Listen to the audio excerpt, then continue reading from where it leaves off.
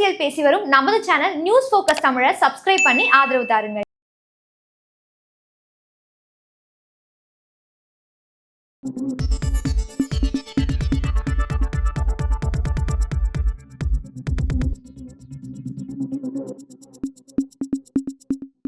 சிவகங்கை மாவட்டம் திருபுவனம் அருகில் இருக்கக்கூடிய மடப்புரம் காளியம்மன் திருக்கோயில்ல ஒரு தனியார் நிறுவனத்தின் மூலமாக நியமிக்கப்பட்டு காவலாளியாக பணிபுரிந்து வந்த நபர் இளைஞர் அஜித்குமார் அவர்கள். இவருடைய வயது அப்படிங்கிறது 28.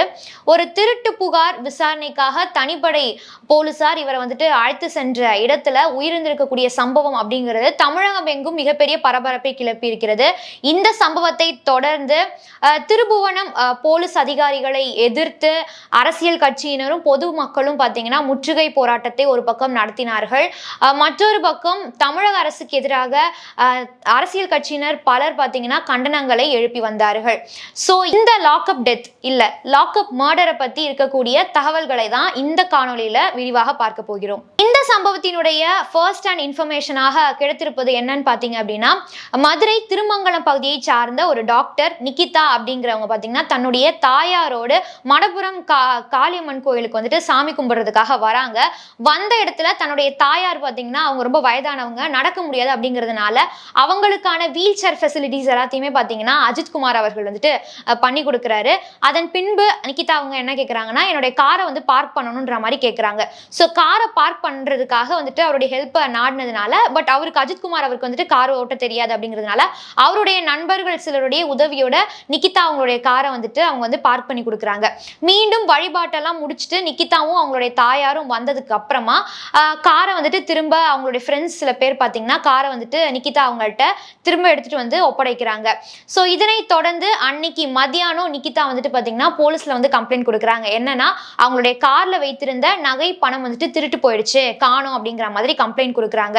ஸோ இந்த கம்ப்ளைண்ட்டை தொடர்ந்து அஜித்குமார் மீது சந்தேகத்தின் பெயர்னால போலீஸார் அவரை அரெஸ்ட் பண்றாங்க.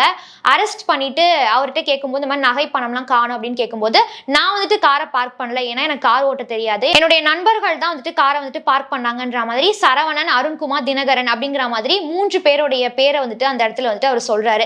இதனை தொடர்ந்து அந்த 3 பேரை என்ன பண்றாங்க அப்படின்னா போலீஸார் கைது செய்யறாங்க. ஸோ போலீஸார் கைது செய்து போலீஸ் ஸ்டேஷன்ல வைக்கிறாங்க.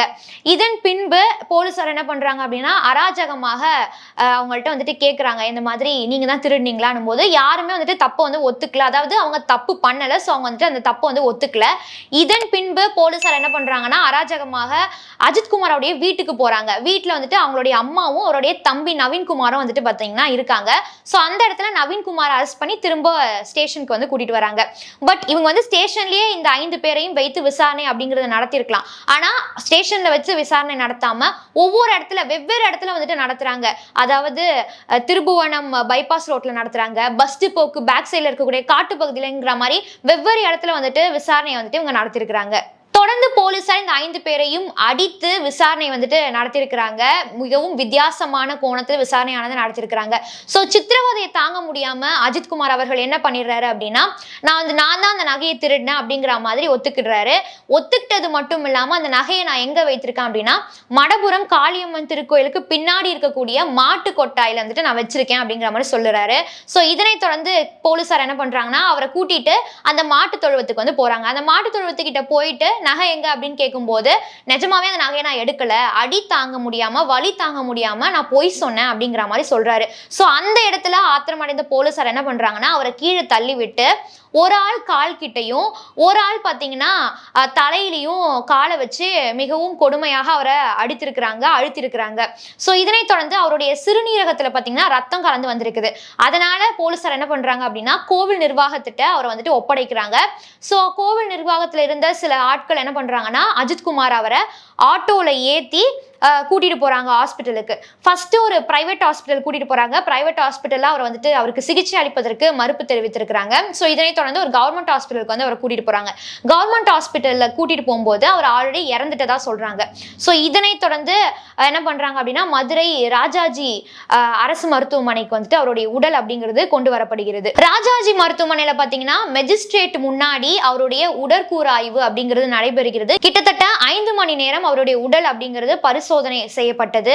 ஸோ அந்த உடற்கூறு ஆய்வில் பார்த்தீங்கன்னா கிட்டத்தட்ட 18 இடங்கள்ல அவருக்கு காயம் இருப்பது அப்படிங்கிறது தெரிய வந்துள்ளது. அது மட்டும் இல்லாம இன்னொரு தகவலும் வெளியே வருது. என்னன்னு பார்த்தீங்கன்னா திருபுவனம் போலீசார் ஒரு போலி வழக்கு பதிவு ஒன்று பண்றாங்க. அதாவது அஜித்குமார் வந்துட்டு தப்பி செல்ல முயன்றாரு. ஸோ அவரை நாங்கள் பிடிக்க போனோம். அவர் ஓடி போயிட்டு இருக்கும்போது அவருக்கு வலிப்பு கீழே விழுந்துடுறாரு. அதனால அவரை நாங்கள் மருத்துவமனைக்கு எடுத்துட்டு போனோம்.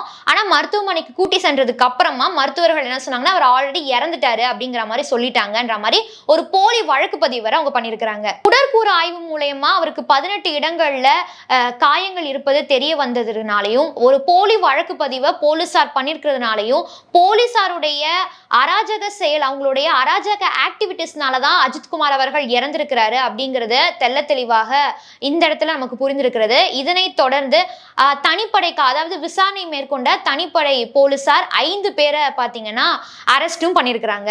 அஜித்குமார் அவர்களுடைய உடற்கூறு ஆய்வு அந்த அறிக்கையின் அடிப்படையில் இந்த வழக்கை கொலை வழக்காக மாற்றி அந்த 5 போலீசாரையும் மெஜிஸ்ட்ரேட் என்ன பண்றாரு அப்படின்னா 15 டேஸ் சிறையில் வைக்கணும் அப்படிங்கிற மாதிரி தீர்ப்பளித்திருக்கிறார். தொடர்ந்து லாக்அப் மர்டர் அப்படிங்கிறது வாடிக்கையான ஒரு செயலாகவே மாறிவிட்டது. அந்த பட்டியலில் இன்றைக்கு அஜித்குமார் அவர்களுடைய கொலை வழக்கும் இணைந்திருக்கிறது.